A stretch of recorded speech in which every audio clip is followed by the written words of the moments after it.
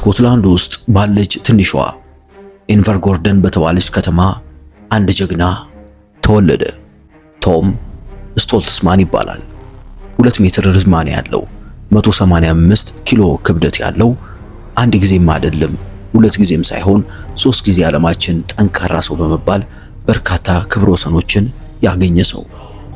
እንደ አውሮፓውያን አቆጣጠር በ1994 የተወለደው ቶም አይደለም የዓለም ይቅርና አጠገቡ ካሉት ሰዎች እንኳን ጠንካራ የሚባል አልነበረም። ነገር ግን በአፈጣጠሩ ልዩ ነበር። ገና በ5 ዓመቱ ነበር የኦቲዝም በሽታ ተጠቂ እንደሆነ የታወቀው። ከሰው ጋር መግባባት፣ ብቸኝነት እንዲሁም ትኩረት በማጣት ሊቸገር እንደሚችል በዶክተሮች ቢነገረውም ቶም ውስጥ ግን አንዳች የምታበራ የሰውን ግምት በብዙ መልኩ የሚቀይር ኃይል ነበር። በ16 ዓመቱ ቶም የወንድሙን ሉክ ስቶትማንን ፈለግ በመከተል ከስፖርት ጋር ተዋወቁ። ገና ከመጀመሪያው ግልጽ ነበር ይህ ልጅ ትልቅ ተስፋ ነበረው። ቶምም ለጠንካራ ሰው ውድድር ወይም ስትሮንግማን ኮምፒቲሽን በትኩረት መስራት ጀመረ። በ2015 የስኮትላንድ ጠንካራ ሰው ውድድር ላይ ሁለተኛ በመውጣት ታሪኩን ሀብሎ ጀመረ። ከዓመት በኋላም ድጋሚ ተወዳድሮ በማሸነፍ እንዲሁም ከዛ በኋላ ባሉት ተከታታይ 3 ዓመታት ከ2016 እስከ 2020 ማሸነፍም ችሏል። ነገር ግን ቶም በ2021 ላይ ነበር የዓለማችንን ትኩረት መሳብ የጀመረው።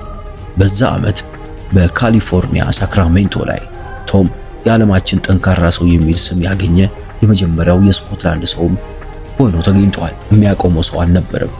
እሱ ክብረ ወሰኑን የያዘበት ዘአትላስ ስቶን ኢቨንት 286 ኪሎ ግራም የሚመዝን ድንጋይ በማንሳት ወደ ሌሎች ተወዳዳሪም አሰኝቶታል። በ2022 በመወዳደርና በማሸነፍ በተከታታይ ዓመት ካሸነፉ ሰዎች ተርታ 10ኛ ደረጃ ላይም አስቀምጦታል። በ2024ም ድጋሚ ያደረገው 3ኛ ጊዜ የዓለማችን ጠንካራ ሰው አሸናፊ ሆነ። ይህም ከዚህ በፊት ማሸነፉ እድል ወይ አጋጣሚ እንዳልነበር ለዓለም ያስመሰከረበት ነበር። ከውድድሩ ውጪም ቢሆን ቶም በጣም ተወዳጅ ሰው ነበር። ኦቲስቲክ መሆኑ ከምንም ነገር እንዳላገደውና ህመሜ ትልቅ ኃይሌ ነውም ሲል አብዝቶ ይናገር ነበር። ቶም ስቶልትማን የዓለማችን ጠንካራ ሰው፣ የአትላስ ስቶን ንጉስ። እምታሸንፈው ለአሸናፊነት ስለተፈጠርክ አይደለም፣ እምታሸንፈው አሸናፊ ማንነት ስለገነባህ ነው።